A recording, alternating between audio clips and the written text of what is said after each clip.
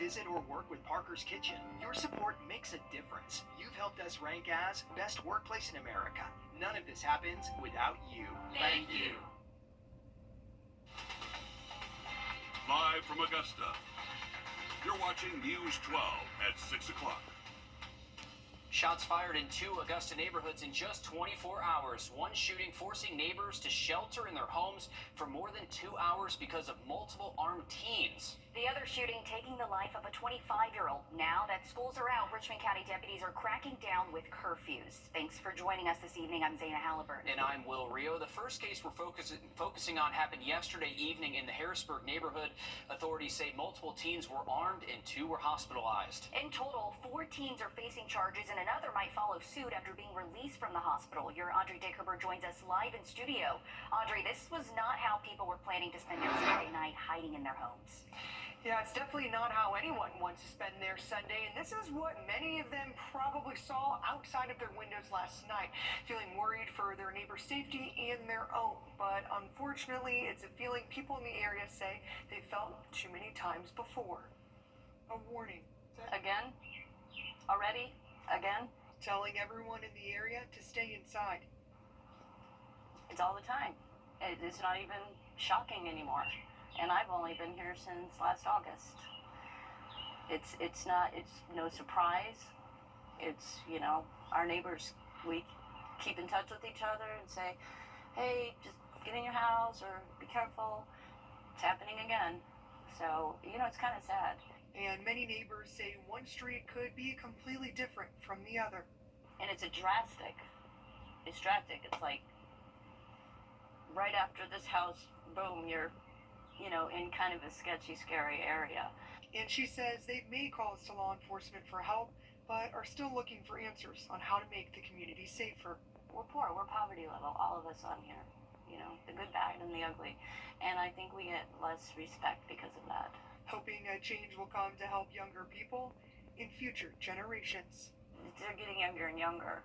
Waiting for the day she'll be able to do this without any worries. You shouldn't be afraid to sit on your front porch and have a cup of coffee, no matter what time of night it is. And Sheriff Brantley says it's clear we must do more to guide our teenagers onto a better path.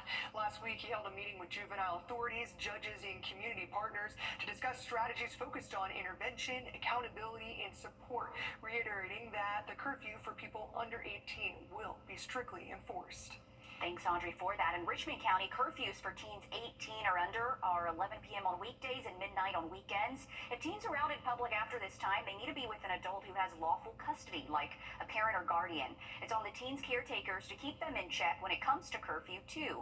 Parents and guardians, you can't get around curfew by giving teens permission to violate it. If a teen violates curfew, they'll have to be picked up by a parent or guardian at a designated intake area. A little more than 12 hours after deputies responded to that shooting, they say that shots were fired at the landings at 237 apartments sometime before 9:30 this morning. The area is also commonly referred to as Fox Trace off Wrightsboro Road. A 25-year-old identified as Jerome Burley was pronounced dead at the hospital. There's no word yet on what led up to the shooting or whether anybody is facing any charges, but we do know that area is a hot spot for crime. The nearby Smart Grocery at the entrance of the landings apartments also under close eye by law enforcement after several deadly shootings in the area. We've got much more news to get to, but right now we're going to send things over to your First Alert Chief Meteorologist, Riley Hale. And Riley, after a very rainy last week, we're glad to see the sun is out. Even it's been a little hazy out too, but hopefully we get some rain later on. It'll clear that out too. I think so. Will by around the middle of the week, especially later towards the work week, we'll bring back some storm chances that will help clear out those skies. It has been hazy out there today, and that might. Thanks, Riley. It's been just over 8 months since Hurricane Helene changed so many lives forever, and just before that, Tropical Storm Debbie drenched parts of our area in close to a foot of rain. And while that dust hasn't even fully settled from that disaster, hurricane season is officially here yet again, and forecasters predict it'll be an above-average season. Your Emily Acton joins us now over at the studio with what we need to know. And knowing that the season could be above average, what are Augusta leaders planning to do with all of this, too? It's a big question. Yeah, we are anticipating a little bit above average for this hurricane season. The National Hurricane Center has put out 13 to 19 named storms. Again, average sitting at 14. Hurricanes anywhere from 6 to 9, the average being 7. And then major hurricanes, we could see anywhere from 3 to 5, with the average being 3. So again, we're kind of on that average for the start, and then we might see a little bit more for us there. So again, we are anticipating a little bit above average for this hurricane season. But the best thing you can do right now is prepare. Make sure that you and your family are prepared for this upcoming hurricane season. That means develop a plan, whether that's an evacuation plan or just where you need to go in the event of a hurricane. Make sure everybody in your household knows that plan. Make sure you have a disaster kit as well. It needs to have water, first aid, medicine, any sort of documents that cannot be easily replaced. Make sure that you do have that in your disaster kit. And also, know what county you live in. That's very important. Whenever you're put under hurricane watches, hurricane warnings, tropical storm warnings, knowing what county you live in is very, very important. So you know, hey, I'm going to be impacted by this system that's moving through. So again, make sure that you know what county you live in, have that disaster kit, and make sure everybody in your family knows what to do in the event that we do see another tropical system. So again, we are going to be dedicated here. Your First Alert Weather Team never takes a storm too lightly, but we are going to continue to give you guys the best coverage that we can this hurricane season. All right, thanks for that, Emily. Again, it's just been over 8 months since Hurricane Helene changed so many lives forever. And just before that, Tropical Storm Debbie, like we were saying, drenched parts of our area and close to a foot of rain. Oh, I know, and a lot of us still dealing with the effects Yes. from Hurricane Helene, and now with hurricane season just now starting, we're all kind of bracing ourselves. Your Hallie Turner is joining us in the newsroom with what the city is doing in preparation. Yeah, well, the mayor's office tells me that's a question that they really can't answer yet, and that's because their top priority is until June 30th, making sure that all the debris is gone. The spokesperson for the mayor's office says a majority of the last 8 months has been dedicated to clearing the roads, removing trees, stumps, and getting people back into their homes. And like you see here, some areas across Augusta have recovered, but others still have a ways to go. Even though the mayor's office says there isn't an official checklist yet for changes, one commissioner says when it comes to those changes and future preparations, he feels that's where a new EMA director will help best. But until that position is filled, conversations for preparations the city can make now are in the works. With the emergency command staff, that's a staff that includes the sheriff's department, marshal, the mayor, administrator, fire department, even included ambulance, to make sure that everything's covered. A lot of conversations being had and a lot of conversation on being prepared. And that without them, we would be lost.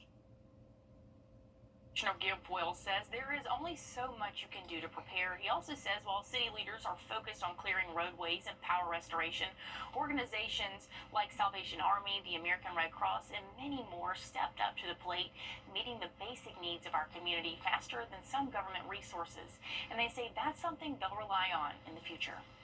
And moving forward, hopefully this is a learning lesson for not just people who live here, but also government officials too. As we move forward, hopefully there's a plan in place too. I know, and it's just crazy to think that hurricane season is Yes. already here as we're still talking about Helene to this day. Thank you for that, Hallie.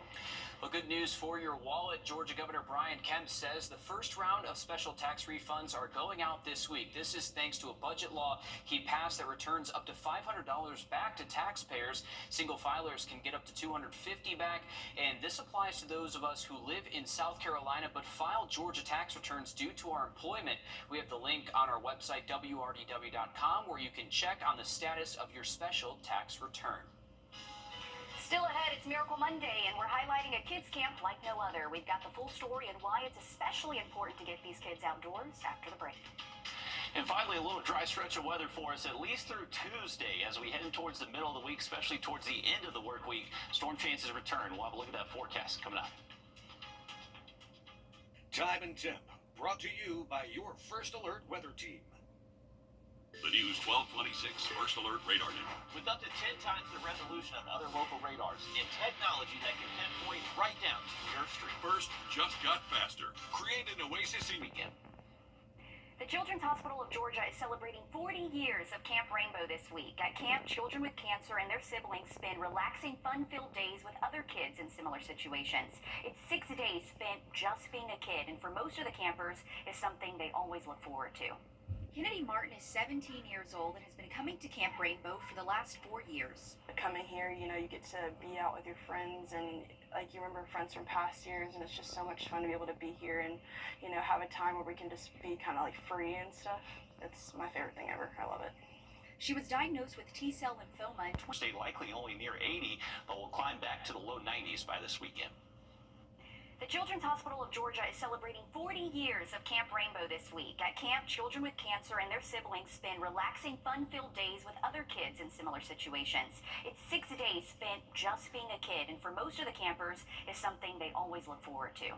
Kennedy Martin is 17 years old and has been coming to Camp Rainbow for the last 4 years. Coming here, you get to be out with your friends and you remember friends from past years, and it's just so much fun to be able to be here and, have a time where we can just be kind of free and stuff.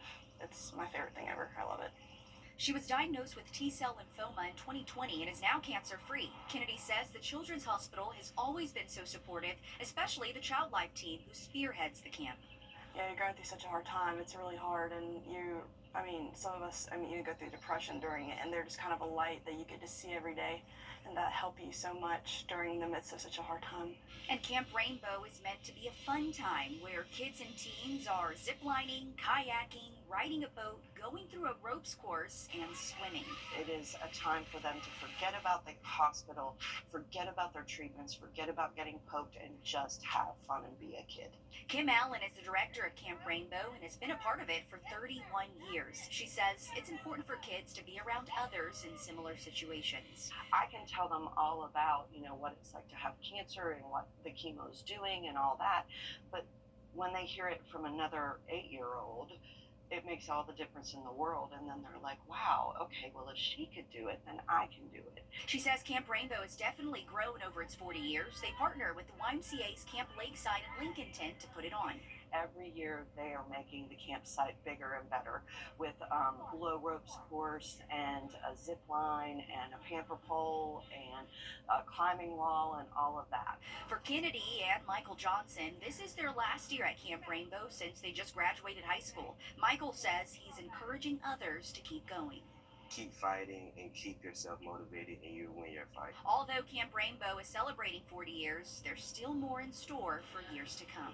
As long as there are still kids being diagnosed, I hope that we can continue this, because I truly think that it really heals their souls and helps them get through their treatment and get through their pediatric cancer journey.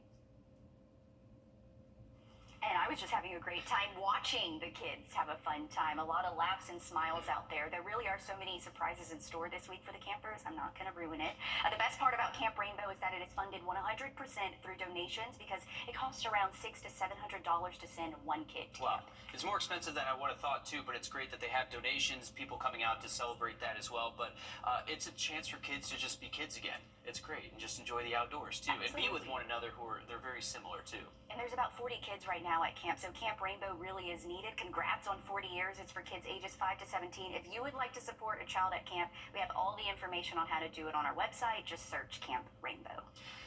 Well, it's more than sweets. Literally, still ahead, we're taking you to a new Waynesboro cafe that's mixing family and business in the best way. First Alert Radar, powered by Jim Hudson Automotive Group. Thanks, Riley. A little off the beaten path in Waynesboro, there's a brand new business that does a little bit of everything. Breakfast, lunch, ice cream, and pastries. Ooh, you had me at ice cream. And it's run by a group of very close sisters. Your Nick Proto takes us to More Than Sweets Cafe. They say don't mix business and family, but at More Than Sweets Cafe, business is family. We grew up, my mom having her business and my dad having his business, so it's something that it doesn't bother us at all. We grew up that way. It's in our blood. I have this stuff.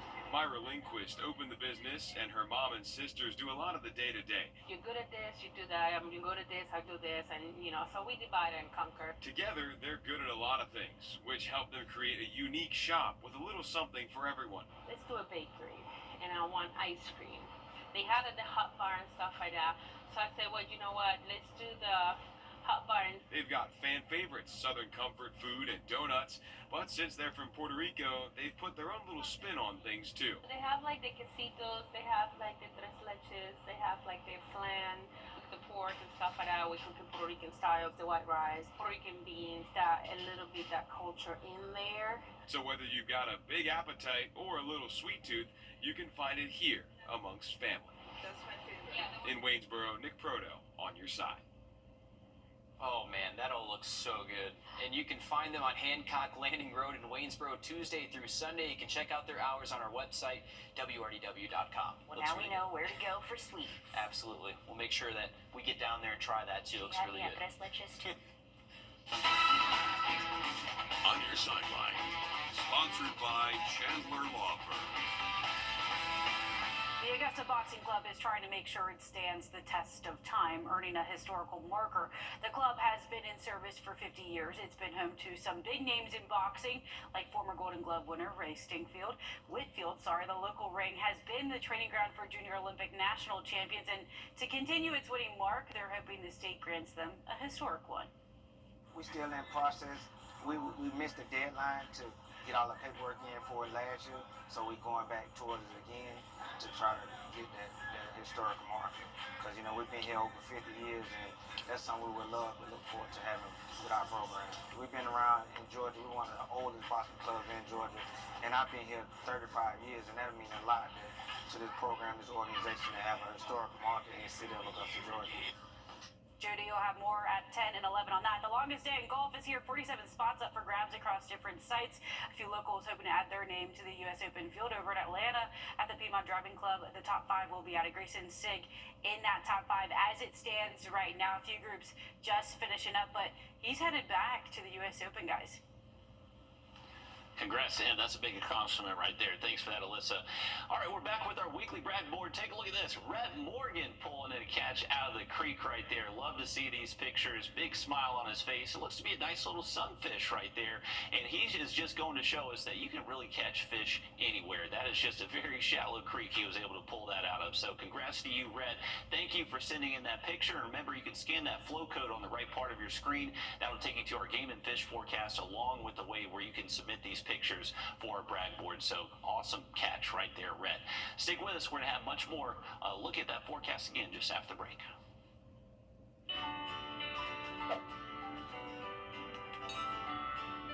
Did you know that without gutters, All right, if you're going to take advantage of the dry weather tomorrow, here's a look at our fish and game forecast. We have a peak right at 9 a.m. and then another peak after sunset tomorrow evening at 9 p.m. We're kind of in between moon phases at the moment, so getting close to that quarter moon out there. But best of luck if you are hitting the water out there tomorrow. Take a look at our 7-day forecast. We are going to stay dry on Tuesday. High temps will be close to 90 degrees. That's actually going to be one of the hotter days of the work week as we start to bring in a little bit better cloud cover and even storm chances Wednesday through Friday. Those high temps do dip just a little bit. Let's take a look at those rain chances for your Wednesday. So early in the morning looks dry. So this is Tuesday night towards daybreak Wednesday. Cloud coverage is starting to increase from the southeast. We are going to have a southeast wind Wednesday, so that's going to help drive the sea breeze front, and that likely will bring a better thunderstorm risk to some of our southern counties like Emmanuel, Jenkins, Screven, Allendale. As that sea breeze front continues to move towards the I-20 corridor, expected to hit less conducive conditions for those to really hold together all too well. So maybe a stray shower, storm chance for us here around I-20 later into the afternoon. But watch what happens Wednesday night. There is going to be a area of low pressure just off the coast, and that is going to be driving those rain chances heading into our Thursday and Friday. We'll see the 90s again by this weekend. Okay, thanks for that, Riley. We're back live on 26 News at 7. And for News 12 at 10 and 11 o'clock. Thanks for watching.